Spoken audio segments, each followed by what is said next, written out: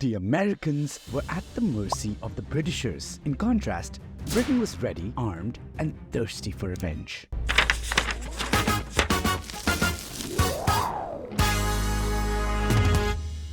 The War of 1812 is old and forgotten, but today, August 24th, marks the day when British forces burned down the White House and other Capitol buildings. Come with me to explore the bizarre story of the British burning down the White House and how America's savior was a literal storm. Don't forget to give this video a big like. And with that, let's get into what happened behind today's date.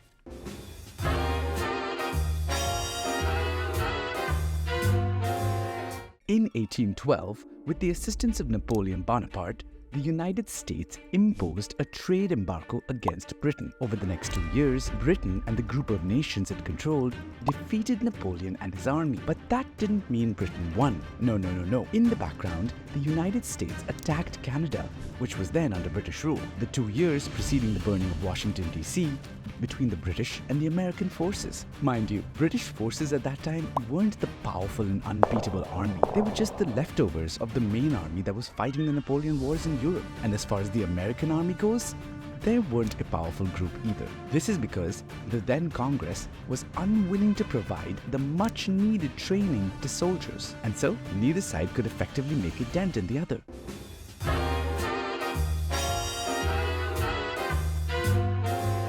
In the August of 1814, the British began raiding the eastern shores of the United States. There were 2 reasons behind this strategy. First, to try and dampen their morale by directly attacking their home base. And second, to try and move the fight to the United States and bleed out their resources. The British chose to assault 2 cities, Washington, D.C. and Baltimore, Maryland. Washington was chosen because of its lack of defenses and easy access from the bay. Baltimore was chosen because of its importance as a ship manufacturing and trade center. So came the infamous day, August 24th, 1814, when the British soldiers moved into Washington. They were tightly holding on to their bitter resentment because the Americans burned the Canadian capital of York, which is present-day Toronto. When people heard that the British were coming, most of them ran away, leaving the city open to attack. The British soldiers didn't face much resistance, so they decided to set fire to the city. For those who were still in the city on the evening of August 24th, 1814, it was a horrifying sight.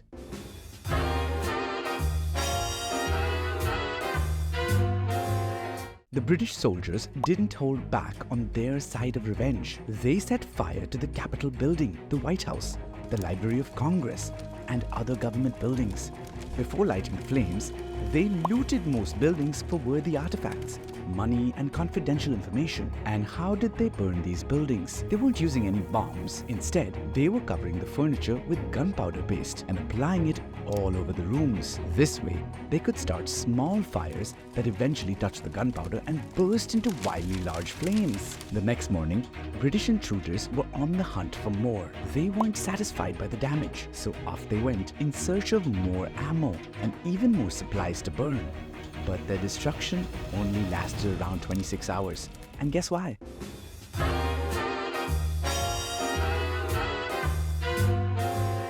The United States' luck seemed to intervene. The following day, on August 25th, a huge storm swept through the already burning city. During the storm, a tornado erupted and tore through the city. This was the storm that saved Washington, because it got so fierce that the Britishers were afraid of hurting themselves. So, they thought it was best to return back to their country.